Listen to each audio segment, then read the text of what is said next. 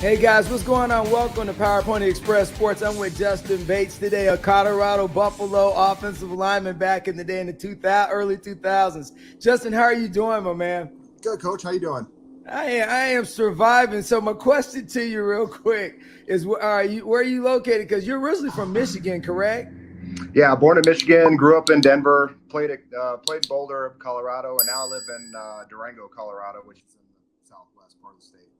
All right, now since you've moved on from football, what are you doing these days besides mentoring and coaching people on the right things to do? Yeah, I do coach high school sports. Always love that, but I'm a full-time financial planner by trade. Oh, so I know now I need to know who to talk to about my money, right? Hey, I know the feeling. Last night Friday night we lost in the second round of the playoffs, the state playoffs for my high school football team. So I'm still getting over the pain, but it is all. Our team just our high school lost yesterday in the quarter, so I'm with you on there. I'm licking the. Oh yeah, absolutely. And we're at the semi-regional. But I'm right there with you, man. And it's tough when knowing that you're facing some teams with better athletes. You know what I mean? Yeah, absolutely. We were a little undersized up front, so ultimately 39-30, we just couldn't overcome that size of difference. Oh no, they had like 6 D1 guys. It was ugly early, man. It was ugly early. Hey, I was going to ask you a question now. After you played at Colorado, you were redshirted, then you got to play at Colorado a while. Did you ever get drafted by the NFL? I did. I played 4 years and then was a 7th round draft pick with the Dallas Cowboys in the 2003 draft. And, I ain't gonna hold that against you. I'm a 49er, but go ahead. Well, they call it a draft for a reason. When you grow up in Colorado and then you go down to Dallas, but it's all right. I was there for about 25 seconds. Enjoyed my time. Got to meet some cool people like Jay Witten and Tony Romo and Sean Payton, but wasn't there long enough to really make any money, which is why I have a real job today. So I think that's all of it because I ended up going semi-pro overseas, so definitely understand. Yeah. Hey, so now your son's playing college ball right now, correct? Yeah, absolutely. He's a freshman at the University of Oklahoma. Now, how's he doing this season? And it's great. How's he dealing with his transition from high school to college? Let's ask that.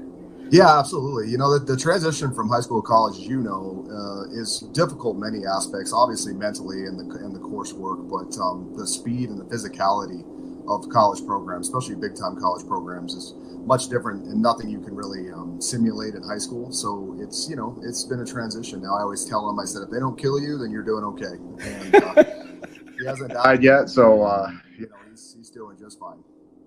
All right. And as you look at his career and you compare it to yours, what's the difference you see when you came out of high school and seeing him going into college? What were some of the things that you think are very different? Because it's different times, and I'm further back than you. So from your era, what do you kind of see the nuances that are really different? For like when you got recruited to when he got recruited. Yeah, I'll tell you what. I mean, I'll touch on recruiting real quick in a second. But the biggest two differences I've seen in today's players versus when I was in school, and I'm sure you can resonate with this, is the training and the nutrition and the technique are probably light years ahead of where they were when I was in school. Our kids coming out of high school, especially my son, he knew what coverage was. He knew certain techniques playing offensive line that they didn't even discuss or we didn't even go over until I got to college. So I feel like they're more equipped. I think they're better athletes. I think they're stronger. I think their nutrition's a lot better, especially if the kid takes it seriously. So I think those two things are probably one of the two biggest differences. Now, in terms of recruiting, recruiting is the same, but it also is different, right? I mean, you have this interesting thing called NIL now that didn't exist. I mean, back when I was playing, I'm sure when you were playing, it's we couldn't even get dinner, it wasn't the regular season, And so now they have NIL, and so you have to weigh that in the school and see how that plays out, and is it a factor in making your decision in a school? So what made him go to Oklahoma as opposed to going to Colorado where you went? Yeah, I think the thing is when he decided he wanted to play Division I football, and for anybody listening out there, man, you have to make that decision. It's not just something you're like, oh, I think I might play college football. you have to want it, and you have to make that decision. So when he finally turned that corner and made that decision that it's his goal, I made him do research, and I made him research areas of the country. Once he located areas of the country, then I had him research the school and the programs. And I think the biggest advice I had for him and any guy that's going to be playing and want to play college football is I said, pick a school where that tradition and that program is going to be alive long after you're gone. So you'll enjoy going back as alumni. You know? Yeah. Oh, that's great advice. Yeah. Because my daughter went JUCO for soccer, and we had a long, hard, she came out during COVID, which was terrible, you know, and everybody got the extra year. So she ended up going JUCO for the first 2 years. At first, she was had a hard time transitioning, got into that second year, fell in love with it, made all region, first team, honors, everything. It has a championship ring from the conference. And so I told her, I said, you know, it's a journey, and you just, and there's no perfect path. Because and so I'm going to touch on it real quick, the transfer portal. And I'm telling her right now, there's no perfect path, because look at the amount of kids that have went in the transfer portal after their first year. At least 2,500 to 5,000 students are rotating through the portal. And I'll touch on Florida in a second for the high school. But just from your standpoint, what do you think, from your perspective, the transfer portal's impact on college sports now? You know what? I think number one, it creates more parity. You know, you see teams like Colorado, right? Went to the transfer portal and flipped the roster last year, and we're competitive. Right. So I think it is beneficial from that. I think it does provide parity. I think teams that are missing they have holes in their team somewhere. I think it allows them to go out and find kids that can fill those holes and might be a better fit at their program versus where they're coming from. I also do think there is a negative to it. I think it teaches kids that, hey, if I don't like to coach, I can just bail. I think there's a lot of that, honestly. And is it the coach? Is it the players or the parents? Well, you know what? In today's age, either one. I mean, I always tell people my favorite story is that. So when I was at Colorado, we won the Big 12 championship in 2001. Right, we beat Texas in Texas. Texas's roster was stacked with Division I NFLers, right. all of, and that team would have never existed if the transfer portal existed when I played. So, right. So my freshman year, Rick Neuheisel leaves Colorado and goes to Washington. When that happened, probably 5 or 6 of our best players would have left, either to Washington or to other schools. Right? Absolutely. If the portal would have existed. So I always tell people that, you know what, my championship team wouldn't have existed. So I think from that standpoint, sometimes it gives the easy way out to players when they should really stick it in there and take it to the top. Right? Yeah, and you know, Florida, we have the same problem. Somebody just wrote an article about a year ago about the transfer portal of high school. So we actually have had high school students within the Hillsborough County area go to 4 different schools. And, you know, and there's all these rules where how you have to, so literally the parents pick up and move Krause County so their kid could go to a different school. But a lot of it also is, I'm seeing it with the coaches, and it's a twofold issue with me. I'm okay with kids hunting their opportunity if a coach is not going to give them an opportunity. Because back in the day when we played, if the coach didn't like you, it didn't matter. You're on the team, but you're not going to see the field, or you're going to have, you know, minimal time, which was we called it blackballing back then, which was kind of wrong. Yeah. So I didn't always agree with that concept. You know what I'm saying? And then, so I think today the transfer portal gives kids an opportunity, but the other struggle we have is when kids get there and they're having a hard time transitioning with the program or getting on board, getting up and going to class and getting the academics. And then the coach comes down on them. The Lane Kiffin thing, that I don't know if you caught it, was in the news the other day, the Lane Kiffin thing about the player. And then Dion talking about his number 1 pick. Well, you're going to have those issues too. You know what I mean? That you're dealing with both sides of the coin when it comes to the transfer portal and these kids changing school. But also the parents are very more parents today are more educated about sports than they were when I came up. My old man Gabe could care 3. He did not care. He had his beer, or he was sitting in his lawn chair made out of nylon in the driveway. He was happy. You know, yeah. I'd be coming in for sports. He could care less did he even ask me how it went? No. So I look at parents today, and they're like really invested. I mean, they got high def cameras. So they're at practices filming, or they're at the games filming. They're breaking down film. They have more information. Parents today with Huddle and everything that the kids have, they have more information to make decisions than when I came up. Go ahead. Oh, absolutely. I couldn't agree with you more. I think one of the interesting things about we're in the information age, right? I mean, you know, people do have probably too much information, but on the good side, I will tell you a positive story about that, right? So we played in a small town. My son, I mean, we're a 3A team in Colorado, which right. I'm telling you right now, Power 5 schools aren't trundling on down here to go pick up players very often. You know what I mean? And so because of the film and because of the connections with outside trainers outside of the schools, right? That's how Josh got on the map. I mean, that's how he got in front, and then ultimately he had to go to camps and prove it.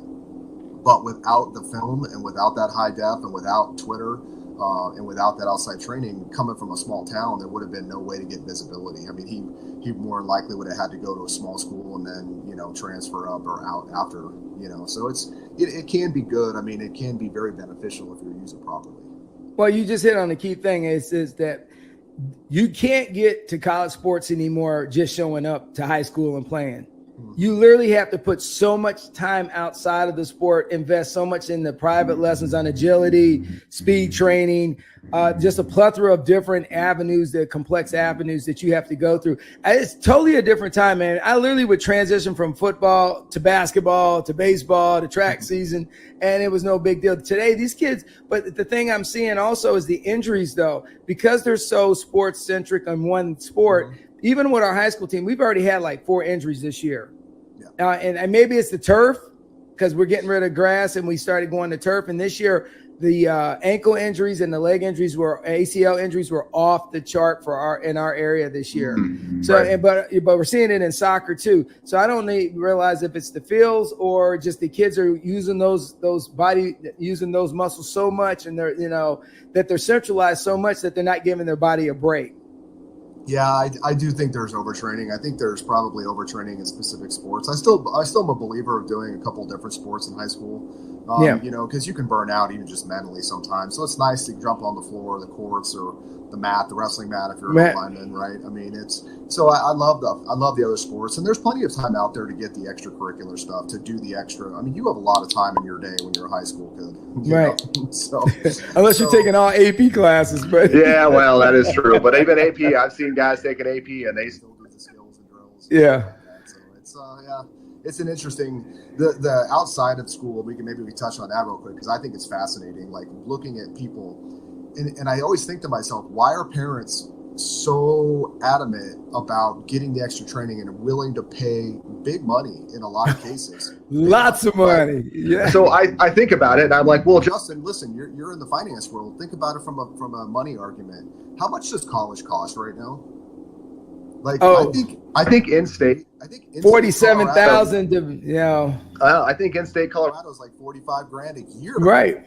So if you pay $5,000 a year for private training, and you know, assuming the kid has the athletic ability to play, even D2, you're going to cut your college bill in half if it's a D2 player, you know, and that's guys and gals, right? I mean, so I think there is big money being placed in the training, but I don't think it compares to some of these schools that they could go to play sports and get a significant reduction in their tuition. In their education.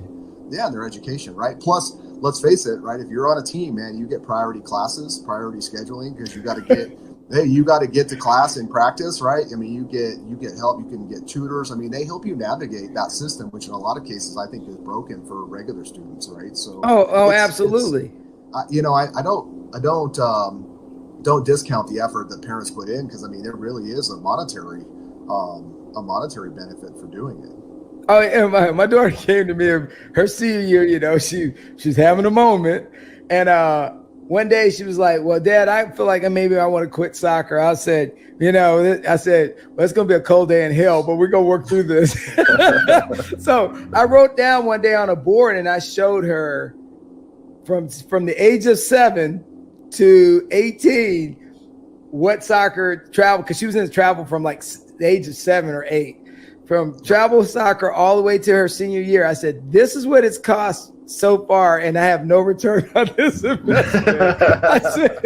And she started laughing. She goes, oh, so then after she got her ring and then she got her honors this year, she goes, and she was crying. She goes, Dad, now I understand what you're talking about. I said, Tori, it was never about me. I said, look, in our society, we should push ourselves when we're uncomfortable to have achievements. So you see those achievements because every kid doesn't get a trophy. I said the problem is that you needed to break away from societal average and start being above average. So now that she's hit a pinnacle in her life, she understands it now that there's a lot of work that was involved for her to get to where she's at.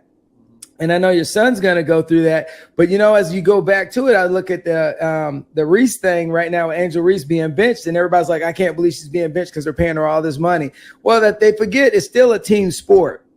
It has nothing to do with, and NIL right now is impacting high school sports because I think 9 states or 8 states passed it where high school kids can start making money.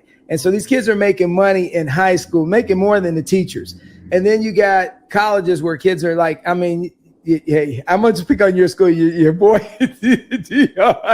His sons are on every commercial. They're killing it. So the question is on the return on investment, the pressures. And I tell people there's a lot of pressure on those 2 young men.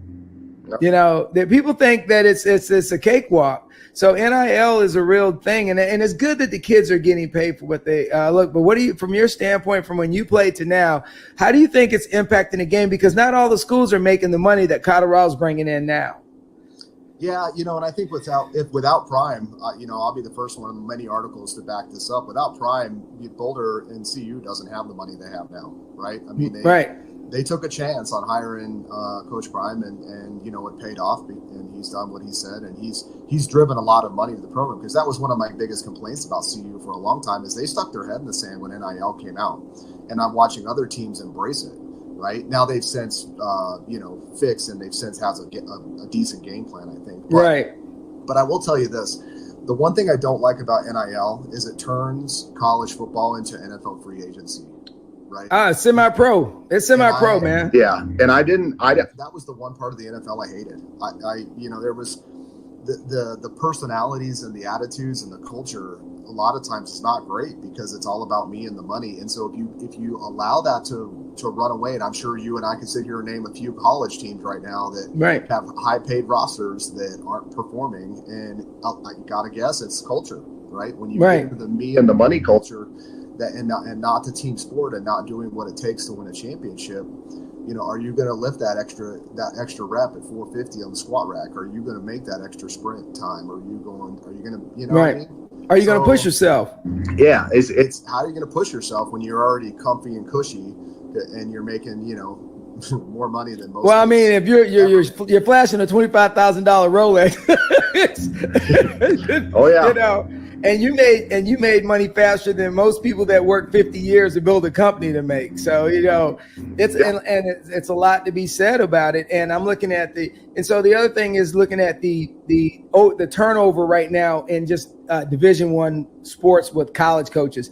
It's to hurry up, win now. Prime, I think Prime stirred up something else too. He also kind of stirred up, well, look, hey, if you need to get in the portal, you need to get me a team. I need a return on the investment of all this money I'm paying you. So I'm looking at the amount of coaches right now and the season's not even over and all these coaches are already being fired. Oh, yeah. And the pressure right now in college sports it's pretty much became a modified pro program. Mm-hmm. Yeah, I agree. I mean, Texas A&M is a really interesting example, right? I mean, you look at them and their recent firing of the head coach with a record that's, it's not terrible, right? I mean, it's not like he was losing games left and right. I mean, he had a decent program, but I think that win now mentality, I think there's so much money out there that they just don't care. They're like, yeah, we'll burn $75 million. And that just kind of reminds me of, semi-pro and the NFL, right? It's like, they're willing to pay out these monster contracts and because they need to win now. So fine, we'll just ditch them and go somewhere else, right?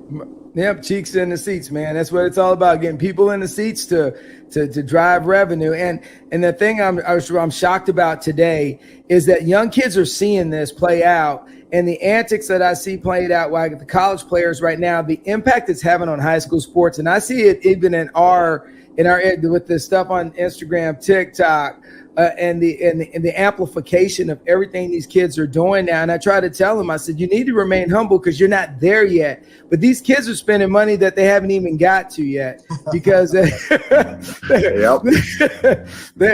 believing that as soon as they get a D1 offer, they're about to get paid. And they don't realize when they walk in that locker room, there's 5 other 5-stars sitting there fighting for one position on a team, and you try to explain that to them and they just don't understand it. They don't see it.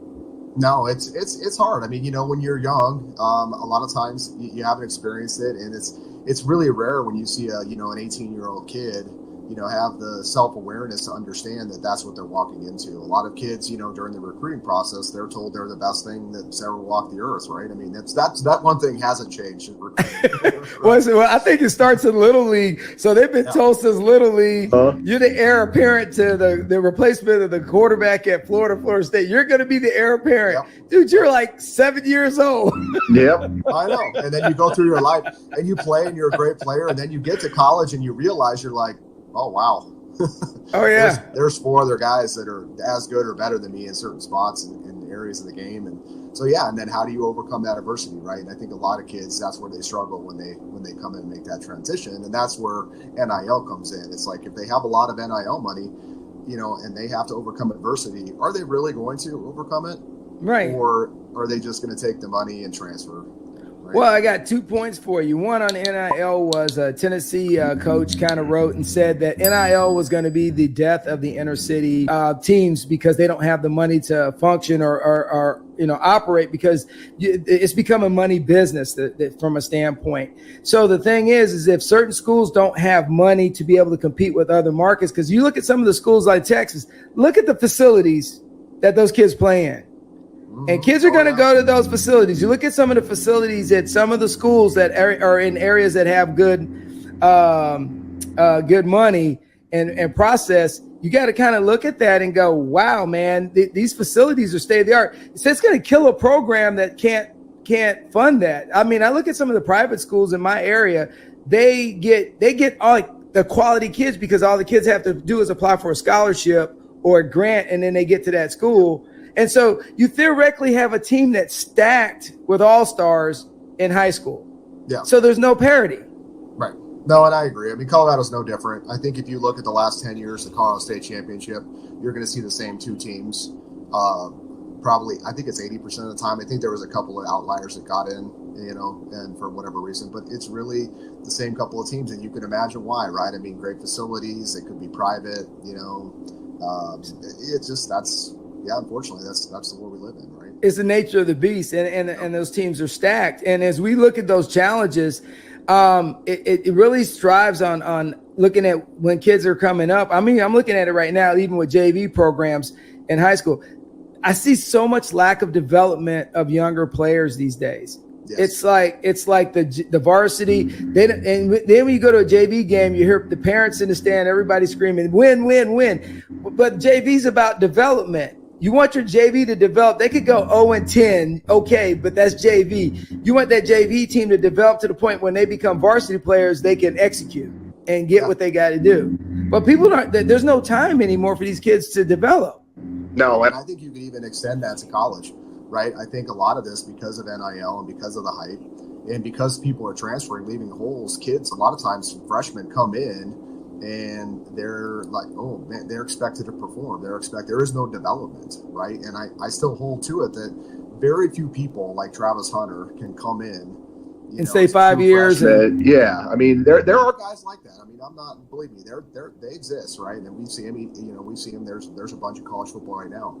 But man, the bulk of us, we needed at least a year to develop, to understand systems, understand speed, and then we go on to play 4 years and have a great career, right? I mean, so development shouldn't be frowned upon by players and by parents, right? I mean, it's definitely something that most of the kids that are heading to college, I mean, it needs to happen, right? I mean, it's just not. I mean, even if you played in big time Texas or big time Florida. You could play at the best school in Florida, and you go to Florida State. Well, I'm going to tell you what, you're still going to have a awakening. It's 60. Well, it's like the same with Georgia. I mean, Georgia put out that they had the amount of NIL money per player. It was unbelievable what they were paying freshmen that were coming in their first year. So when you kind of stand back and look at it, who can compete with that? Because you look at schools in the Sun Belt Conference and some of the smaller conferences, they're still Division I. How do they compete when you don't have the facilities that Georgia has or LSU has, and you're trying to compete the same freaking level, man? It's unbelievable. I mean, they just showed the overhaul of the Oregon Ducks overhaul. Oh my God, their facility is unbelievable. Yeah. We visited Oregon when we were getting recruited. Josh liked Oregon, liked the staff there at the time, and they were showing us it's some stupid amount of money, new facility they were building. They had a full 3D mock-up. I mean, yeah, I can only imagine what it looks like, as they start to construct it. But yeah, it's crazy. Here's what I'll tell you. This is my personal opinion, right? I mean, I'm not an expert by any stretch, but I believe that your New Mexico states and your Sun Belts and all this other stuff, they're going to be farm teams, right? I mean, they should get really good at identifying talent, developing talent, and then just know that player is going to go to a big time program for the last 2 years if they did a good job. If they get a good job, yeah. No, and you're right, because when you start looking at the playoff system going to 12 teams, it's supposed to go to 12 teams, right? Yeah. Yeah. So, it goes to 12 teams. Well, 6 are going to be SEC. Oh, yeah. Absolutely. And then the other 6 will be everybody else. It'll be interesting. Everybody loves the SEC. And my son in Oklahoma, they're on their way to the SEC, right, with Texas next year. It's going to be great. But here's what I'll tell you is that as the portal really starts to extend its reach across college football, you're going to start seeing the SEC. You're going to start seeing more parity in the top tier programs, whether they're Big 10, Big 12, because of the portal, right? I mean, I think you're going to start seeing that. So, who knows? Maybe that is good. Maybe you're going to have 2 power conferences and a bunch of, we just did a bunch of like musical chairs, and now everybody's in the same region, but now they're part of, some massive super conference, right? There's lots of speculation on what that's going to end up looking like. But. Well, the one thing I'm going to honestly say, I don't think that they did a really good job of understanding what these guys these student athletes are going to have to go through, because the teams from the Pac-12 that transferred to all these Midwest and Eastern teams, the travel. I mean, you're asking, come on, Justin, let's be real, bro. Come on, man. Come on now. We both travel. It's tough. How'd you like to be SC and go play Rutgers? Right? You know what I'm saying? I mean, you're flying halfway across the country, and you have that professor. And I always say there's always that professor that just doesn't like athletes too well. Yep. Well, I'm going to be there for the exam. Oh well, Yep. I mean, I don't think anybody put a lot of thought process in to what these kids were going to have to endure. Okay, so let's go ahead and before we get out of here, let's just touch on it real quick. Mental health is a real deal. Oh yeah, it's a real deal. And the amount of student athletes over the years, last couple of years, especially the female volleyball player, soccer player, the goalkeeper that took her life. When you think about the stress these kids are going through and the challenges that they're dealing with, I mean, this is going to add to their anxiety on top of the class loads that they're taking. Yep. So I agree. I mean, I don't think they thought about it. No, I mean, it adds one more facet. I had 2 teammates take their lives, and so it's near and dear to my heart. And I always tell players and my son, it's like nothing's ever that bad. Like, even if you're in the darkest place, you just got to reach out and say, hey, I need help, right? And we've seen ESPN, did a great thing. What was it called? Like 2 weeks ago at Utah State, right? And so I think awareness is key. I think, yes, mitigating some of that anxiety is helpful. I think it's just preparation. I think it's prepping and helping the student athletes understand what's going to happen, like challenges, right? I mean, instead of just throwing them in and saying, hey, you're going to travel cross country, you're going to be missing 2 days of school. We have to leave on Thursday now, right? And fly in to get our legs under there on Friday. I mean, I think they're going to have to understand that, help prep them. And the fortunate thing is we have the technology, so you're going to see other types of solutions that maybe you didn't know existed, especially with distance learning. Right. Like I got to believe that some of those teams that travel more than football, that they're online going to class on the buses and on the in the hotel rooms. I mean, that's that's the one beautiful thing about college football. We will adapt, right? I mean, we will. Figure it out. Well, see, because Louis, you say that I'm laughing because my daughter, we were in high school during COVID. Now they had everybody doing distance learning. Yep. And I learned very quickly. I was that parent that learned very quickly. My daughter was not designed for distance learning. No, hey, I was stressed. Dude, I was stressed. Hey, look, I was on Canvas and whatever else they were using. And I was sitting there going, are you freaking kidding me? Could you turn something in, anything in? I said, what are you doing? Listen, I wouldn't have been great at it. My two boys hated it. I mean, my younger son played they won a state championship during COVID. And I'm going to tell you, man, that was the craziest year from an academic and off the field standpoint I've ever seen in my whole life. Oh, yeah, I was stressed. And then she got into college one day, and I'll never forget this. She came home, and she was doing something, and I said, well, how the class is going? She goes, I'm finishing up to assignments. I went, hold up. Are you in class or are they distance learning? She goes, they're distance learning. I went, oh, God. She goes, Dad, I got a handle on it now. I said, I got to go pray, Tori, because I ain't going to make it. Oh, yeah. No, there's been a few times where my son's like, hang on, Dad, I got to go turn something in before midnight. And I'm like, some things don't change, right? The procrastinators, man, the procrastinator athlete. Hey, Justin, hey, I appreciate you coming on, really. But if there's any advice real quick before we get out of here, what advice would you give any parents right now? Because your son got recruited D1. He's in the show. Could you give any advice to any parents that are looking at, hey, my kid potentially wants to play D1, but like I always tell people, you got to have talent and size before you have anything else. What advice would you give them? I think the biggest thing, first thing I would tell you is that be real, be honest with yourself and with your student athlete, right? I mean, height, weight, speed, agility, you're going to know whether that athlete's Division I size or Division II size. Once you've made that determination, you've been honest with yourself, then help your player target areas of the country that they could see themselves living, right? I mean, it helps with so many things, homesickness, overcoming adversity, playing. So I would tell you, number one, be honest with your athlete, where they're at physically. If they're D1, awesome, shoot for the stars. If they're a fringe, hey, let's start identifying D2 because now there's money in both spots. Right? I mean, there's plenty of money. I mean, I was good friends with the head coach at CSU Pueblo, and I watched them go win the D2 national title. I mean, that team would have beat a lot of low-end D1 teams. I've seen Colorado School of Mines, another one of my coaches, put that program on the map, and now they're killing. They're ranked number 1 in D2, and they're an engineering school, right? I had a good friend. Her son went there with that team that won the championship, and sadly, this kid is a defensive tackle monster. And he still could not get recruited for the NFL. It's gonna happen. I will tell you this: don't be disappointed when D1 coaches don't pay attention because you don't look the part, right? So what I would say is be honest. Once you've identified where your athlete falls, target the locations of the country you want him or her to play. Right, and then have them do the research. Have them look at the schools. Take them on campus outside of a recruiting visit, so they actually see like the real deal. Right, and did you like driving there, or did you like flying there? Because you're going to end up doing it a lot. I think if you do those things, then your student athlete is more confident in their decision, and so when adversity does strike them on the field, and it will, right? They're more comfortable with, okay, I made this decision for a reason, right? Perfect example, and I'll leave you with this.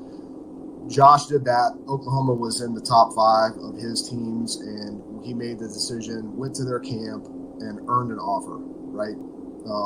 He goes in, earns an offer.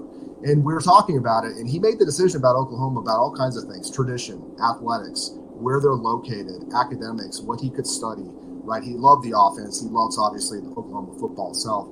But here's what happened. So he wanted to commit that day that they offered him. I said, okay, we'll just wait. And we talked on the 11-hour drive home, which I've made 7 times this year. Yeah, because I called you a couple times. Oh, yeah. You've called me on the road.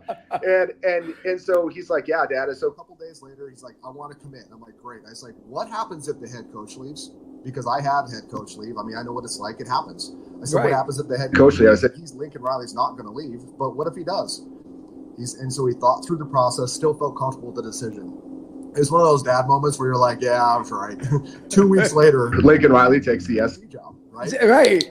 And because of that, and because of his comfort level, all the research and how he had targeted and been methodical about his decision, man, he wasn't experiencing as much anxiety as perhaps he would have, right? And he was still able to maintain. Right. He still loved the school, and he's having a successful one. And the school's everything he wanted, even with the coaching change. So it's just a great that's good. Love doing that.